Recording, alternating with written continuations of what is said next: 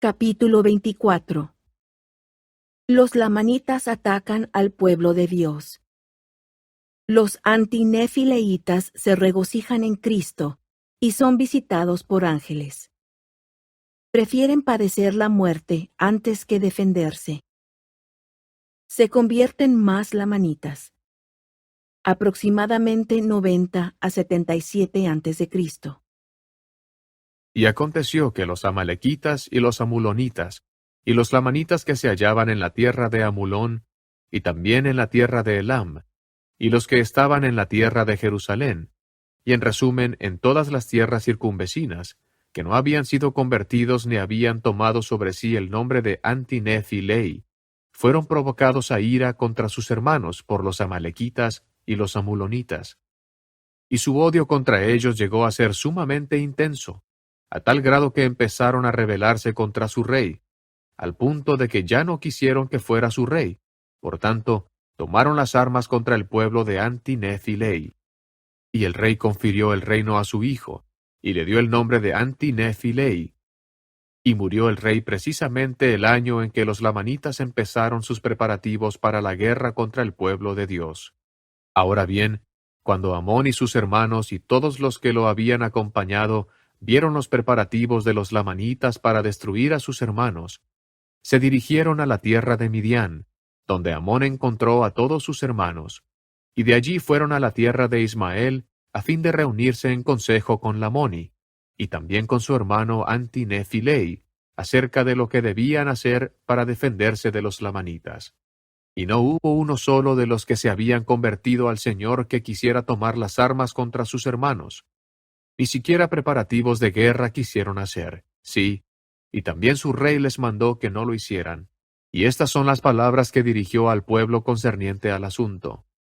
Doy gracias a mi Dios, amado pueblo mío, porque nuestro gran Dios en su bondad nos ha enviado estos hermanos nuestros, los nefitas, para predicarnos y para convencernos concerniente a las tradiciones de nuestros inicuos padres.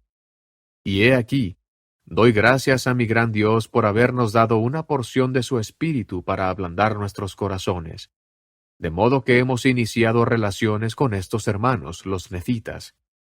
Y he aquí, también le agradezco a mi Dios que por haber iniciado estas relaciones nos hayamos convencido de nuestros pecados y de los muchos asesinatos que hemos cometido.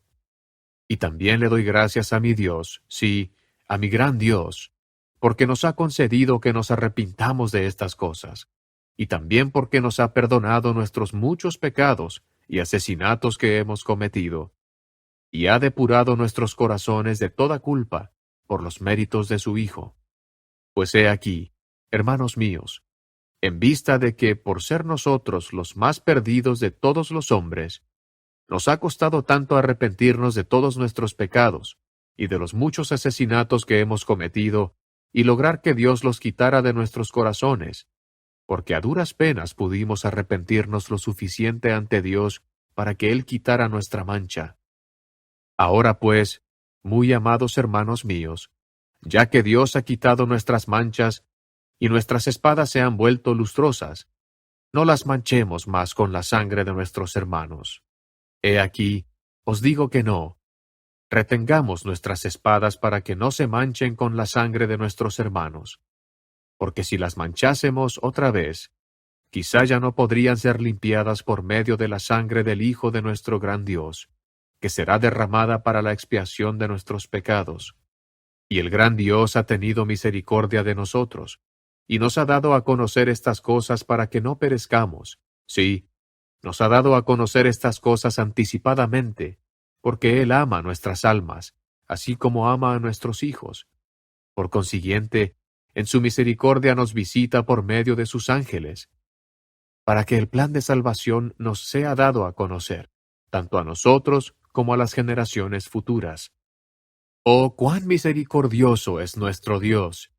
Y he aquí, ya que nos ha costado tanto lograr que nos sean quitadas nuestras manchas, y que nuestras espadas se vuelvan lustrosas, escondámoslas a fin de que conserven su brillo, como testimonio a nuestro Dios en el día final, el día en que seamos llevados para comparecer ante Él para ser juzgados. de que no hemos manchado nuestras espadas en la sangre de nuestros hermanos, desde que Él nos comunicó su palabra y nos limpió por ello. Y ahora bien, hermanos míos, si nuestros hermanos intentan destruirnos, he aquí esconderemos nuestras espadas, sí, las enterraremos en lo profundo de la tierra para que se conserven lustrosas, como testimonio en el último día, de que nunca las hemos usado. Y si nuestros hermanos nos destruyen, he aquí, iremos a nuestro Dios y seremos salvos. Y aconteció que cuando el rey hubo dado fin a estas palabras, estando reunido todo el pueblo, tomaron ellos sus espadas y todas las armas que se usaban para derramar sangre humana, y las enterraron profundamente en la tierra. E hicieron esto porque, a su modo de ver, era un testimonio a Dios y también a los hombres, de que nunca más volverían a usar armas para derramar sangre humana. Y esto hicieron prometiendo y haciendo convenio con Dios de que antes que derramar la sangre de sus hermanos, ellos darían sus propias vidas, y antes que privar a un hermano, ellos le darían, y antes que pasar sus días en la ociosidad, trabajarían asiduamente con sus manos. Y así vemos que cuando estos lamanitas llegaron a conocer la verdad y a creer en ella, se mantuvieron firmes, y prefirieron padecer hasta la muerte antes que pecar. Y así vemos que enterraron sus armas de paz, o sea, enterraron sus armas de guerra en bien de la paz. Y sucedió que sus hermanos los lamanitas hicieron los preparativos para la guerra, y llegaron a la tierra de Nefi con la intención de destruir al rey y poner a otro en su lugar, y también destruir al pueblo de anti-nefi-lehitas en toda la tierra.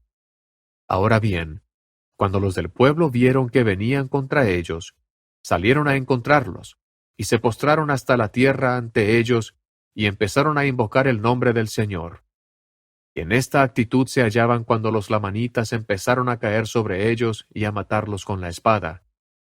Y así, sin encontrar resistencia alguna, mataron a 1,005 de ellos. Y sabemos que son benditos, porque han ido a morar con su Dios. Y cuando los lamanitas vieron que sus hermanos no huían de la espada, ni se volvían a la derecha ni a la izquierda, sino que se tendían y perecían y alababan a Dios, aun en el acto mismo de perecer por la espada, sí, cuando los lamanitas vieron esto, se abstuvieron de matarlos, y hubo muchos cuyos corazones se habían conmovido dentro de ellos por los de sus hermanos que habían caído por la espada, pues se arrepintieron de lo que habían hecho. Y aconteció que arrojaron al suelo sus armas de guerra, y no las quisieron volver a tomar, porque los atormentaban los asesinatos que habían cometido, y se postraron igual que sus hermanos, confiando en la clemencia de aquellos que tenían las armas alzadas para matarlos. Y sucedió que el número de los que se unieron al pueblo de Dios aquel día fue mayor que el de los que habían sido muertos. Y aquellos que habían muerto eran personas justas, por tanto, no tenemos razón para dudar que se salvaron. Y no había un solo hombre inicuo entre los que perecieron, pero hubo más de 1,000 que llegaron al conocimiento de la verdad. Así vemos que el Señor obra de muchas maneras para la salvación de su pueblo. Y la mayoría de los lamanitas que mataron a tantos de sus hermanos eran amalequitas y amulonitas, de los cuales la mayor parte pertenecía a la orden de los neores. Y entre los que se unieron al pueblo del Señor, no hubo ninguno que fuese amalequita o amulonita, o que perteneciese a la orden de Neor, sino que eran descendientes directos de Lamán y Lemuel. Y así podemos discernir claramente que después que un pueblo ha sido iluminado por el Espíritu de Dios y ha poseído un gran conocimiento de las cosas concernientes a la rectitud, y entonces cae en el pecado y la transgresión, llega a ser más empedernido, y así su condición es peor que si nunca hubiese conocido estas cosas.